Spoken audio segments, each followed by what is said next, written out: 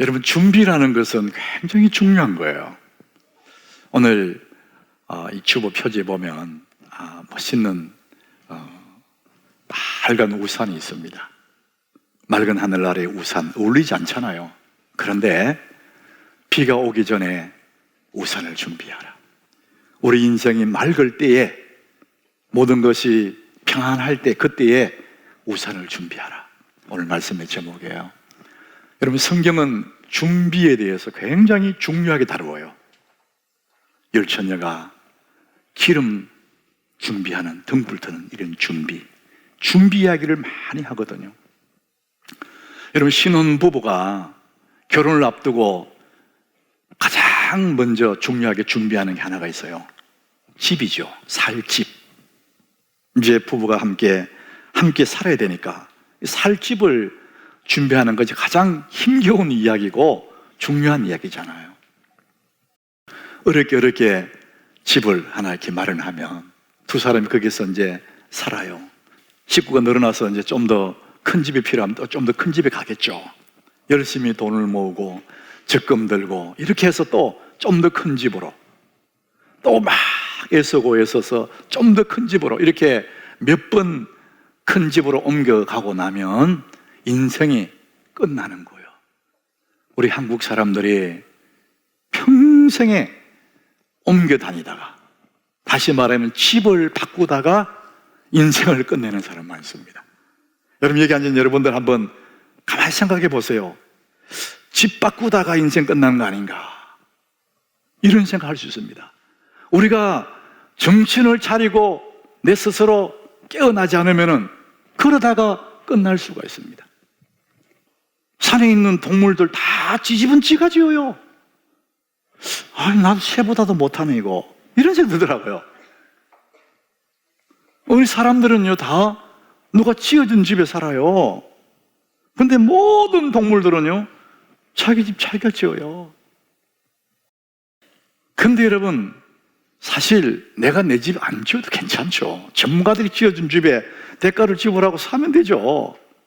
그런데 성경은 뭐라고 하냐면은 모든 땅에 사는 사람들이요, 집을 짓고 있다는 거예요. 여기서 말하는 집은 우리 몸을 의거하는 이런 집을 얘기하지는 않아요. 어쨌든 집을 짓는데요. 여러분, 오늘 24절 보면 시작이 24절이잖아요. 우리 같이 한번 읽어봅니다. 그러므로 누구든지 나의 이 말을 듣고 행하는 자는 그 집을 반석 위에 지은 지혜로운 사람 같으리니. 집을 짓는다는 거예요. 지혜로운 사람도 집을 짓고 있고요. 26절에 보니까 어리석은 자도 그 집을 모래 위에 짓는데, 그 집을, 어린 자도. 무슨 다른 말로 하면은 지혜로운 사람도 집을 짓고 있고, 어리석은 자도 집을 짓고 있고, 예수 믿는 사람도 집을 짓고, 안 믿는 사람들도 집을 짓고, 이 몸을 의거하는 집은 아니지만 어쨌든 집을 짓는데요. 그래서 메시지 성경에 보니까 그 집을 인생의 집이라고 그래요. 사람들은 저마다 인생이라는 집을 짓고 산답니다. 10년 살았으면 10년 동안 집을 지은 거예요. 30년 살아서 30년 동안 인생의 집을 지은 거예요. 여러분, 그 집이라는 것은 내가 살아온 삶의 발자취예요. 내가 남겨놓은 내 삶의 흔적들입니다. 그것이 내 인생의 작품이고 인생의 집이라는 것입니다. 내 살아온 삶의 이야기들이라는 거예요. 눈에 보이는 집은 아니지만 그것이 내 인생이 만들어 놓은 작품이고 인생의 집이라는 것입니다. 사람들은 그렇게 생각할 거예요. 내가 살아온 발자취를 보면서 나는 잘 살아서, 이런 사람들, 내가 인생을 잘못 살았구나, 이런 사람이 있다는 거예요. 잘 살았거나 못 살았거나 자기가 인생의 집을 지었고 있는 중이고 지었다는 것이죠. 반석 위에 지은 사람은 잘 살았다, 이렇게 말할 수 있고, 모래 위에 지은 집은 괜찮은 것 같은데 어느 날 내 인생 잘못 살았구나, 이렇게 말할 수가 있다는 것이죠. 우리는 인생이라는 작품, 집을 짓는 사람들이다. 예수님이 지금 그 말씀을 하고 있습니다. 그런데 우리는 모든 사람들이 대박을 꿈꿔요. 수고하지 않고 한순간에 부자가 되는, 출세하는 이런 꿈을 꾸는 거예요. 인간의 욕심이 거의 비슷한 것 같습니다. 노력 없이 얻은 재물은 복이 아니에요. 헛된 꿈을 꾸는 많은 사람들 기억하십시오. 내가 땀 흘리지 않고 노력하지 않고 얻은 재물은 복이 아닙니다. 하버드 대학의 이 길벗이라는 교수가 연구해 보니까 복권이나 로또에 당첨된 사람들, 너무 좋아, 와 너무 좋아, 그 행복은 3개월로 끝이 난대요. 그 다음부터 문제가 발생한다는 겁니다. 왜 복권에 당첨된 많은 사람들이 그게 복이 안 되고 사람이 자꾸 나빠지는 쪽으로 갈까? 왜 그 물질이 나를 파산으로 끌고 갈까? 결론은 그겁니다. 그 많은 물질을 내가 누릴 수 있는 백만장자의 마인드, 이 사고방식을 준비되지 않았다는 거예요. 준비가 안 됐는데 갑자기 받으니까 무너져 버리는 거예요. 예수님 말씀에 의하면은 기초가 없는데 모래 위에 있는데 갖다가 얹어버리니까 파산돼 버리는 거예요. 우리는 병원에 가면 의사가 우리를 진단하고 주사 한 대 정도 주고 약 처방 정도 해줘요. 그럼 한 10,000원 정도, 잘해 한 20,000원 정도 내잖아요. 우리나라 의료 보면 너무 좋으니까. 근데 그 의사는 단돈 몇만 원 받기 이전에 의과대학에서 긴 세월 동안 공부하고 준비되어 있어요. 많은 돈을 투자해서 공부하고 준비되어 있어요. 그러니까 단돈 몇만 원을 받기 위해서 준비되어 있는 거예요. 그러니까 그 위에는 막 갖다 얹어도 안 무너지는 거예요. 여러분, 돈을 우리가 얻기 위해서도 거기에는 기본 키가 있어야 되는 거예요. 준비되어 있는 것이 없으면 모래 위에 집을처럼 무너진다는 거예요. 이런 사람들을 성경에 뭐라고 했느냐? 오늘 26절에 말합니다. 내 말을 듣고 나의 이 말을 듣고 행하지 아니하는 자는 마치 어떤 사람이냐? 그 집을 모래 위에 지은 사람처럼 어리석다는 거예요. 기본은 안 돼 있는데 위에 갖다 얹으니까 무너진다는 것이죠. 여러분, 쉽게 금방 노력하지 않고 수고 없이 얻은 모든 것들은 내게 복이 되지 않습니다. 여러분, 물질에만 그런 게 아니에요. 재물에만 그런 게 아니에요. 여러분, 인간관계, 부부관계도 기본이 안 되어 있으면 화려한 것 같은데 무너져요. 여러분, 사람 너와 나의 관계 속에서도 신뢰, 이것으로 구축이 되는데, 인간관계는 그런 거거든요. 인격관계는 여러분, 하나님과 우리와의 관계도 믿음으로 연결이 되는 겁니다. 그래서 삶의 가장 기본, 이것이 준비되어 있지 않으면 재물도 인간관계도 출세도 모든 것도 위에 튼튼하게 세워지지 않습니다. 왜? 기초가 안 되어 있기 때문에. 자, 오늘 예수님은 우리에게 그 말씀 하시는 거예요. 이 마태복음 7장, 오늘 이 본문을 이야기하시기 전에 5장, 6장, 7장을 얘기했어요. 마태복음 5장, 6장, 7장, 이것은 산상수훈이라고 그래요. 너무나 보배로운 말씀이라고 해서 산상보훈이다, 이렇게도 말씀하세요. 예수님이 산 위에서 입을 열어 가르쳐 가라사, 이렇게 시작하거든요. 근데 그 말씀 한 절 한 절들이 다 우리에게 너무나 복이 되고 위로가 되고 힘이 되는 말씀이에요. 천국 백성들에게 하는 하나님 말씀, 산상보훈이에요. 이제 이 말씀을 5장, 6장, 7장 길게 말씀하신 다음에 결론적으로 오늘 본문을 얘기한 거예요. 24절. 그러므로, 이 말은 뭐냐? 내가 이렇게 다 얘기했다. 너희들이 필요한 얘기 다 했어. 그러므로 누구든지 이제 나의 이 말을 듣고 행하는 자는 그 집을 반석 위에 지은 지혜로운 사람 된다, 이렇게 말씀하시는 거예요. 말씀 들은 대로 그대로 살아가면 너희들이 반석이 지은 집이 돼. 근데 반대로 26절에 나의 이 말을 듣고, 다 들었어요. 모든 사람이 같이 들었어요. 근데 행치 않으면은 모래 위에 지은 집이라는 거죠. 말씀은 좋은 말씀 다 들었는데 행하지 않는다는 건 뭡니까? 자기 생각대로 사는 거예요. 들은 대로 사는 것이 아니라 내 생각대로 사는 거예요. 그 사람은 마치 지금은 괜찮은 것 같은데 모래 위에 집을 차곡차곡 쌓는 어느 날 확 무너진다는 거예요. 여러분, 같은 시간에 같은 장소에서 보배로운 천국의 말씀을 들었어요. 듣긴 다 들었어요. 그런데 결과는 달라. 그대로 사는 사람이 있고 자기 생각대로 사는 사람이 있어요. 우선 보기에는 차이가 없는 것 같지만 때가 되면 엄청난 차이가 난다는 거예요. 자, 그래서 우리 하나님과 우리의 관계 속에서도 우리는 이 신뢰 관계, 믿음의 관계로 이어진다 그랬는데, 여러분, 우리 인생의 집을 짓는 사람들인데, 우리 인생이라는 집, 우리 인생의 크기, 이 크기는 오늘 제가 관로를 비워놨어요. 인생의 크기는 이 관로의 크기다. 그 관로 속에 뭐가 갈까? 한번 따라가 봅시다. 인생의 크기는 믿음의 크기다. 여러분, 믿으시길 바랍니다. 사람이 큰 집을 가지고 있다고 해서 큰 인생이 아니에요. 높은 빌딩을 가지고 있다고 해서 큰 인생이 아니에요. 그 인생의 크기는 하나님을 향한 믿음의 크기예요. 내가 얼마나 하나님을 신뢰하느냐, 내가 믿는 하나님이 얼마나 크신 분이냐, 이게 따라서 내 삶의 크기가 결정이 되는 것입니다. 우리 하나님께 교우들은 다 큰 믿음을 소유하시길 바랍니다. 그럼 여러분 인생은 큰 인생이 되는 거예요. 여러분, 사람들은 누구나 하나님 말씀을 들어요. 오늘 24절에 보니까 이 말씀을 듣고 다 들어요. 이건 듣는 것이 중요해요. 그 다음에 행한 것 나가잖아요. 듣고. 여러분, 잘 들어야 돼요. 근데 듣기는 다 듣지만 행하지 않는 사람 있잖아요. 나의 이 말을 듣고 왜 들어야 되느냐?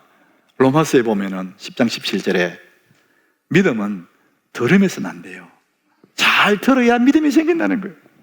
내가 큰 믿음을 가지려면 하나님 말씀 잘 들어야 된다는 겁니다. 이게 첫 번째라는 거예요. 잘 들어야 된다. 근데 오늘 본문에서는 내가 이 말을 듣고 그래서 끝나는 게 아니에요. 한 단계 더 나가야 됩니다. 행해야 된다는 거예요. 진짜 내가 큰 믿음을 가지려면은 들은 대로 내 삶을 살아야 된다는 거예요. 그럴 때에 우리는 큰 믿음을 가질 수 있겠다는 거죠. 듣긴 듣고 자기 생각대로 살면 그럼 큰 믿음을 가질 수가 없어요.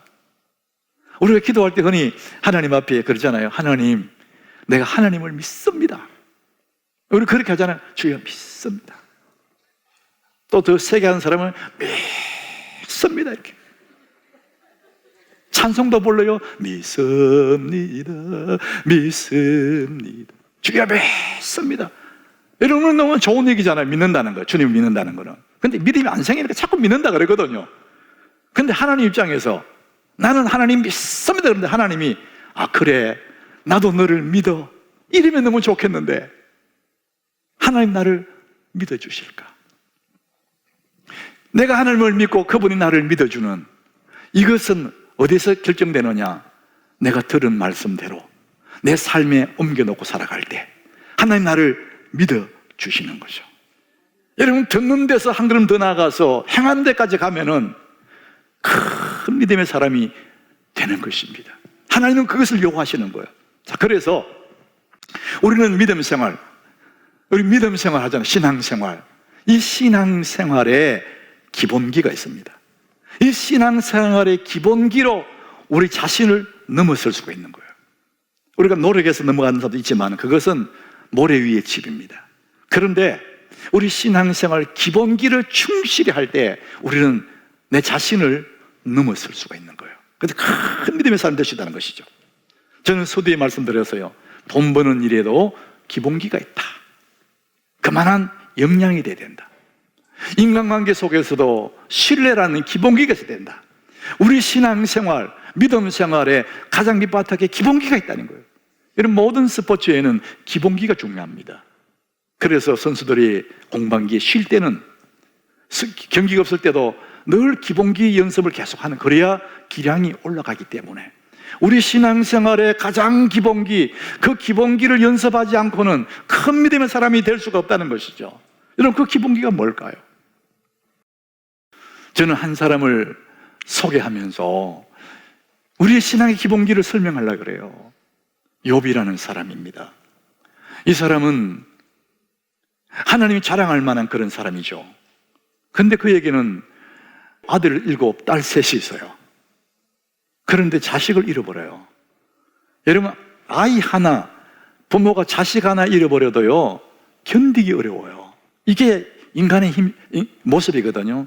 아이 하나 잃어버려도 부모 잃어버리면 잘 살아 잊어버리고, 근데 자식을 나보다 먼저 보냈다, 삶이 흐트러질 수 있어요. 근데 욥은 아들 7을 잃고 딸 3을 잃었어요. 10명을 잃었어요. 재물 다 잃었어요. 몸에 병들었어요. 가진 거 다 잃어버린 거예요. 이제 그런 상황에서 욥이 쓰러졌어요. 이제 그럴 때 욥기 1장에 20절에 욥이 쓰러진 자리에 일어나면서 고백을 해요. 욥이 일어나 겉옷을 찢고, 다분하게 괴로워서 옷을 찢는 거예요. 그리고 머리털을 다 밀어버리는 거예요. 너무나 고통스러우니까. 그리고 다시 땅에 엎드려서 여러분 뭐 합니까? 예배하는 거예요. 다 잃어버렸을 때, 재물 잃고 자식 잃고 건강 잃고 다 잃어도 마지막에 하나 잃어버리지 않고 붙잡고 있는 게 뭐냐? 예배를 붙잡고 있는 거예요. 그 예배가 다시 욥을 살리는 거거든요. 여러분, 그 다음 절에 욥의 입술로 고백하는 거 한번 우리 같이 한번 고백해 보십시다. 이르되 내가 모태에서 알몸으로 나와 싸운즉 또한 알몸이 그리로 돌아가라 올지라. 주신 이도 여호와시요 거두신 이도 여호와시네. 여호와의 이름이 찬송을 받으실지니이다 하고 다 잃어버렸어요. 욥은 그가 믿었고 의지했던 것은 자식이 아니에요. 그가 재물을 믿지 않았어요. 그가 의지하고 붙잡았던 것은 하나님인 줄 믿으시기를 바랍니다. 그 하나님을 마지막까지 붙잡고 있으니까, 이 하나님을 잃어버리지 않고 그 예배를 붙잡고 있으니까 결국 그 예배가 다시 자기를 살리지 않습니까? 여러분, 기본기, 우리 신앙의 가장 기본기는 하나님 앞에 예배하는 거거든요. 마귀의 가장 큰 목적이 뭐냐? 욥의 재물을 뺏는 것이 목적이 아니고 자식을 뺏는 목적이 아니라 하나님을 버리게 하는 거예요. 예배를 뺏어버리는 것이 마귀의 마지막 목적이었는데 마귀는 두 손 두 발 다 들은 거예요. 욥은 재물을 의지한 것도 아니고 자식을 믿은 것도 아니고 그는 하나님 붙잡고 있으니까 마귀가 두 손 두 발 다 들었어요.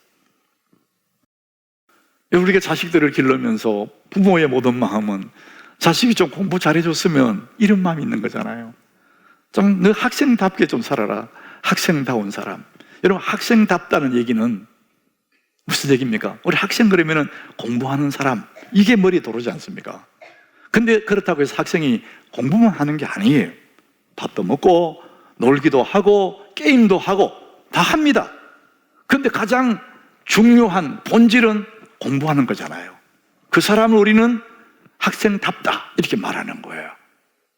열심히 잘 노는 아이를, 무슨 게임 잘하는 아이를 학생답다 그렇게 말하지는 않거든요. 본질을 잡고 있는 거죠. 여러분, 성도답다, 저 사람 예수 믿는 성도다워 이렇게 말할 때 뭘 보고 그렇게 말한 겁니까? 우리는 가장 기본에, 우리 신앙생활의 가장 기초가 되는 예배를 붙잡고 있을 때 그 사람이 성도다운 사람인 거예요. 이게 예수 믿는 사람들의 본질이라는 것이죠. 여러분, 성도의 최고의 목적이 사업 잘하는 게 아니에요. 성도의 목적이 세상에서 성공하는 게 아니에요. 성도다운 성도는 우리의 삶에서 하나님을 영화롭게 하는 것, 내 삶을 통해서 그분에게 예배하는 것이 우리 삶의 가장 기본임을 믿으시길 바랍니다. 이거 무너지고 나면 사업 잘 되는 것이 화근이 될 수 있습니다. 그 반석에서 집을 짓지 않으면 출세하는 것도 화근이 될 수 있습니다. 얼마나 많은 사람들이 우리의 목적을 잃어버리고 세상의 출세의 눈이 멀어가지고 일확천금의 눈이 멀어서 나가다가 머리 위에 지은 집처럼 와르르 무너지는 경우들이 얼마나 많습니까? 예수님이 오늘 지금 그 말씀하시는 거예요. 지금은 이 코비드19 때문에 전 세계 팬데믹으로 고생합니다. 사람들이 전부 다 두려워요. 일상이 다 무너졌다, 일상 다 빼앗겼다 이렇게 말을 해요. 우리 동의합니다. 그런데 우리 믿음의 사람들 눈으로 볼 때는 일상도 뺏겼지만 우리의 온전한 예배가 다 뺏긴 거예요. 이게 마귀의 고도의 전략이에요.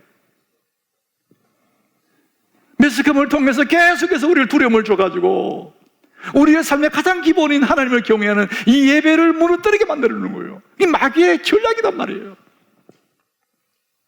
우리는 오늘도 들어오면서 여러분 다 체온을 쟀어요. 체온 몇 도 이렇게 쟀을 거예요. 여러분, 우리 영혼에도 온도가 있습니다. 이 영혼의 온도가 유지되지 않으면 우리 인생이 파산하는데, 예배를 한번 잘못 드릴 때마다, 예배를 한번 빠질 때마다 내 영혼의 온도 1도씩 떨어진다고 생각해 보세요. 자기도 모르게 1도 떨어지고 또 1도 떨어지고, 나중에 사늘하게 식어도 모르고, 그 사람은 열심히 사는 것 같은데, 인생의 집을 잘 짓는 것 같은데 모래 위에 집을 짓고 있는 거예요. 그것도 모르고 살아가는 사람 많습니다. 사랑하는 여러분, 하나님을 가까이 하시기 바랍니다. 하나님을 가장 가까이 하는 비결이 뭡니까? 예배하는 거잖아요. 시편 73장 28절에 하나님께 가까이 함이 내게 복이라.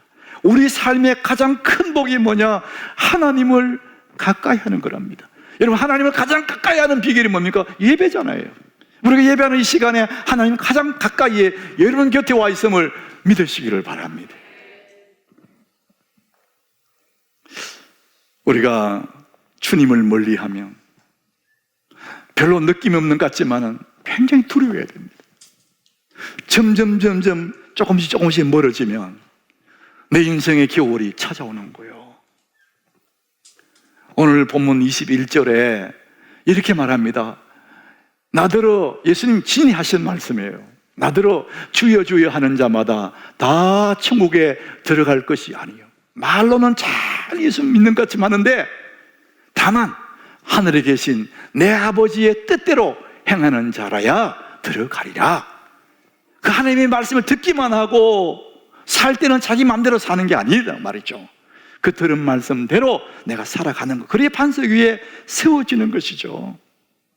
우리는 인생에 집을 짓는 사람입니다. 우리 다시 본문 24절을 같이 한번 읽어봅니다. 그러므로 누구든지 나의 이 말을 듣고 행하는 자는 그 집을 반석 위에 지은 지혜로운 사람 같으리니. 사랑하는 여러분, 우리 인생의 비가 어느 날 찬비를 맞을 때가 있을 거예요. 그 비가 내리기 전에 맑은 하늘일 때에 우리는 든든한 우산을 준비하는 것입니다. 우리의 삶의 계속에 하나님께 예배하는 거예요. 내 상의 기본기를 계속 내가 가지고 있는 겁니다. 그럴 때 그 예배가 나를 살릴 줄 믿으시기를 바랍니다. 나는 예배하는데 그 예배가 내 인생을 새롭게 하고 그 예배가 내 인생을 살려주는, 그래서 우리는 평소에 맑은 하늘 아래에서 우리는 비가 내리기 전에 우산을 준비해 가는 것입니다. 오늘 25절 우리 마지막 같이 읽습니다. 비가 내리고 창수가 나고 바람이 불어 그 집에 부딪히되 무너지지 아니하나니 이는 주초를 반석 위에 놓은 까닭이요. 어느 날 내 삶에 큰 바람이 불고 비가 내리고 막 창수가 쏟아져도 하나님을 붙잡고 있는 그 사람, 예배자로 살아가는 그 사람에게는 그 모든 것들이 오히려 유익이 될 줄로 믿습니다. 살든지 죽든지 흥하든지 망하든지 내가 붙잡아야 할 분은 오직 예수 그리스도, 그분 한 분밖에 없는 줄 믿으시길 바랍니다. 이 사람이야말로 정말 반석 위에 집을 짓는 사람이고, 내 삶의 끝자락에서 나는 정말 잘 살아서 고백할 수 있는 그런 사람이 되는 것입니다. 우리 하남교회 성도 여러분, 정말 사랑하는 여러분, 저는 여러분 모두가 다 헛된 인생이 아니고 내 인생 잘못 살았구나, 이런 말한 사람 한 사람도 없고, 내가 가진 것은 적을지라도, 내가 세상에 이뤄놓은 것은 적을지라도 나는 말씀 따라 살아왔고, 나는 인생 잘 살아서 승리의 고백하는 여러분 다 되시기를 예수님 이름으로 축복합니다.